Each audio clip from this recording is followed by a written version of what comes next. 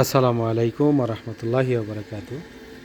আমি এখন গাওয়া বানাচ্ছি, কিন্তু একটা জিনিস দেখানোর জন্যে ভিডিওটা করলাম। আপনারা একটু দেখেন, এটা হচ্ছে এই যে একটা কৌটা, এটাকে বলে জাফরান।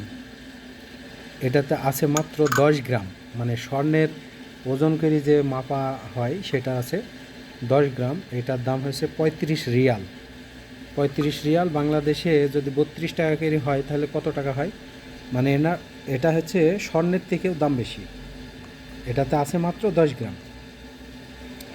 তো এইটা গাওয়া বানানোর সময় দেওয়া হয়, তো আমি অবশ্য দিয়ে দিছি গাওয়াতে।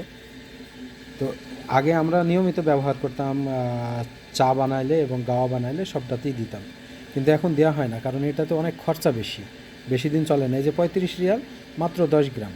তো তাহলে বোঝেন দামটা কি পরিমাণ হয়। তো এই গাওয়াতে এটা সুন্দর একটা ঘ্রাণ আসে। আবার যদি আপনি গরুর গোশত কিংবা কোনো গোশত রান্না করেন, এটা সামান্য একটু পানি, মানে 100 গ্রাম মতো পানিতে এই সামান্য, এই যে এতটুক পরিমাণ, এই এতটুক পরিমাণ ভিজা রাখেন, পানির সুন্দর একটা কালার হবে, ঘ্রাণ হবে। এইটা গোশতের ঝোলের সময় দিয়ে দিবেন, কষানোর সময় দিয়ে দিবেন, অনেক টেস্ট এবং সুঘ্রাণ হবে। তো এগুলো তো আমাদের দেশে আসলে ব্যবহার করা হয় না, কারণ এটা অনেক দাম, মানে খরচা বেশি।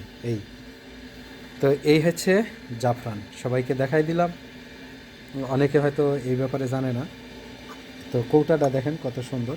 মানে আমার বাসায় কুয়েতি আসছিল, তো ও বলতেছে যে জাফরান দিয়ে আমাকে গাওয়া বানাই দিতে হবে, আমি খাবো। আমরা ঠিক আছে, আমরা আগে বানাইতাম, তো খরচ বেশি সেই কারণে বাদ দিয়ে দিছি, তাই।